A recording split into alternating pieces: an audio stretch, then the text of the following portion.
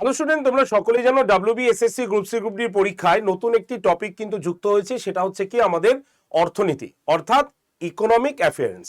তো আমি গত সপ্তাহ গতকালের লাস্ট শর্টসে আমি তোমাদের এই বিষয়ে 6টা গুরুত্বপূর্ণ প্রশ্ন দিয়েছিলাম, যারা দেখোনি একবার দেখে নিও। আজকে শর্টস নাম্বার 2, যেখানে আমরা আরো 6টা গুরুত্বপূর্ণ ইকোনমিক্স থেকে কোশ্চেন আলোচনা করব। চলো চলে আসি প্রথম প্রশ্ন নাম্বার 1। প্রথম প্রশ্ন যদি আসি, কি আছে, ব্যাংকে জমা টাকার একটি অংশ আরবিআই এর কাছে রাখা হয়, একে কি বলে?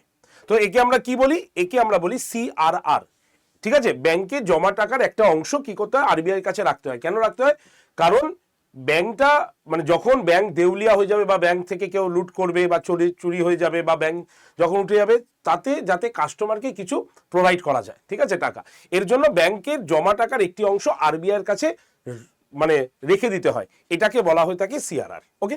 নাম্বার 2, কোন সংস্থা মুদ্রাস্ফীতির পরিমাপ করে থাকে? তাহলে যে সংস্থা মুদ্রাস্ফীতির পরিমাপ করে থাকে, সেটি হচ্ছে কি, সেটি হচ্ছে আমাদের সিএসও বা এনএসও। এরা মুদ্রাস্ফীতির পরিমাপ করে থাকে যে কত মুদ্রাস্ফীতি ঘটেছে। মুদ্রাস্ফীতি কি আমি গত লাস্ট যে শর্টসটা করেছিলাম সেখানে বলে দিয়েছিলাম, দেখে নিও।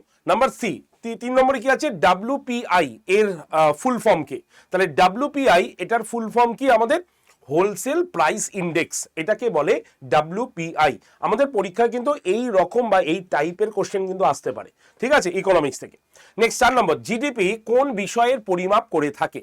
তাহলে জিডিপি এটা কি বিষয় পরিমাপ করে? দেশের অভ্যন্তরে মোট উৎপাদন কত হয়েছে।